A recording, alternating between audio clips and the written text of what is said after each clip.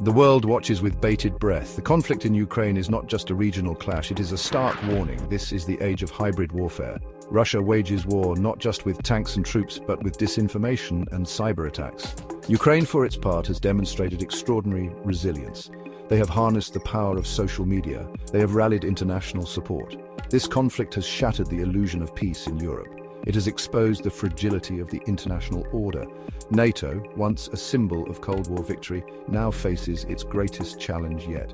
How does the alliance support a partner nation without being drawn into a wider conflict? The stakes could not be higher. This is a battle for the future of Europe. It is a struggle between democracy and authoritarianism. And as both sides adopt new technologies and tactics, the world teeters on the brink of a new and even more dangerous era. The past week has seen Russia advance on the ground in Ukraine. This follows months of stalemate.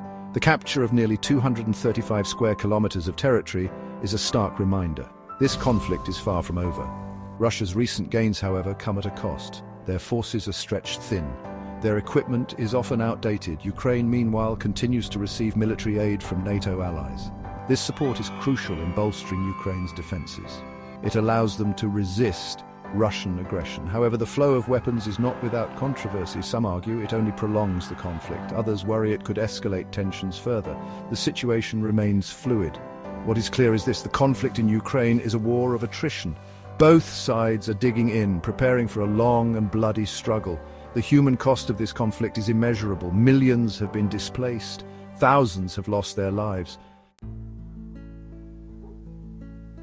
NATO faces a delicate balancing act. The alliance is committed to supporting Ukraine's right to self-defense. They provide significant financial and military aid, but they are also wary of provoking Russia. They want to avoid a wider war. This has led to a cautious approach. NATO has ruled out direct military intervention. They will not deploy troops to Ukraine. Instead, they focus on strengthening Ukraine's defenses. They supply weapons, training, and intelligence. A new NATO mission in Wiesbaden, Germany, highlights this approach. Starting in January 2024, this mission will coordinate Western military aid to Ukraine. This ensures a steady flow of support. It also underscores NATO's commitment to Ukraine's long-term security. However, some member states, like Greece, are taking a more proactive stance. They have signed bilateral security agreements with Ukraine. This accelerates the training of Ukrainian pilots on F-16 fighter jets. Russia's recent use of a hypersonic missile, the Rhetoric, has sent shockwaves through the conflict. This weapon represents a significant escalation. It underlines Russia's willingness to deploy its most advanced weaponry. Hypersonic missiles are incredibly fast and maneuverable. They are difficult to track and intercept. This makes them a serious threat to even the most sophisticated air defense systems. The strike on Dnipro, Ukraine, while presented by Russia as a response to Ukraine using Western-supplied weapons, has been condemned by the international community. This incident has prompted urgent discussions within NATO. The alliance is now assessing the threat posed by these weapons. They are looking at ways to counter them. This could involve developing new defense systems. It could also mean revisiting existing strategies. The introduction of hypersonic missiles into the conflict is deeply troubling. It raises the stakes considerably. It also underscores the need for a swift and peaceful resolution. Section 5. The global stage, international reactions, and the shadow of nuclear war. The conflict in Ukraine has reverberated far beyond the region. It has drawn in global powers. It has exposed the fault lines in the international system. The United States, under the newly re-elected Donald Trump, faces difficult choices. Trump's past rhetoric, particularly his calls to reduce aid to Ukraine, raises concerns. Will the US remain a reliable partner? Meanwhile, the European Union is grappling with its own response. The EU has imposed sanctions on Russia.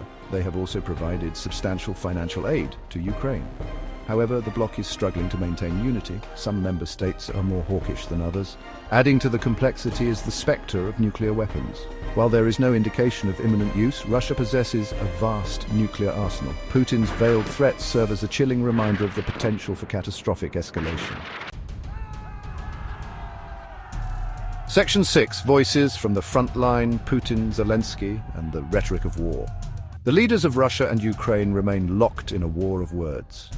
Their pronouncements offer insights into their strategies. They also highlight the vast gulf that separates the two sides. Vladimir Putin, in a recent address, justified the Dnipro missile strike. He claimed it was a retaliation for Ukraine's use of Western weapons. He continues to frame the conflict as a defensive measure against NATO expansion. Volodymyr Zelensky, meanwhile, has emerged as a powerful voice for Ukraine. He has rallied his people with his courage and determination. He has condemned Russia's aggression on the world stage. Zelensky's pleas for international support have resonated globally. He has become a symbol of Ukrainian resistance. NATO Secretary General Mark Rutte has called for a change in the conflict's trajectory. He insists there can be no peace in Europe without peace for Ukraine. His words underscore the alliance's commitment to a diplomatic solution. They also highlight the high stakes involved. Section 7. Beyond the battlefield, the geopolitical chessboard. The conflict in Ukraine is not simply a military confrontation. It is a struggle for influence and power. It is a battle for the future of Europe. Russia under Putin seeks to reassert its dominance in the region. They aim to undermine NATO and weaken Western resolve. NATO, for its part, views the conflict as a direct challenge to its credibility. They see Russia's actions as a threat to the rules-based international order. The alliance is determined to deter further aggression. They are strengthening their eastern flank. They are increasing their military presence in the region. The outcome of this conflict will have profound implications. It will shape the security landscape of Europe for years to come. It will also influence the balance of power on the global stage. Section 8. The uncertain future.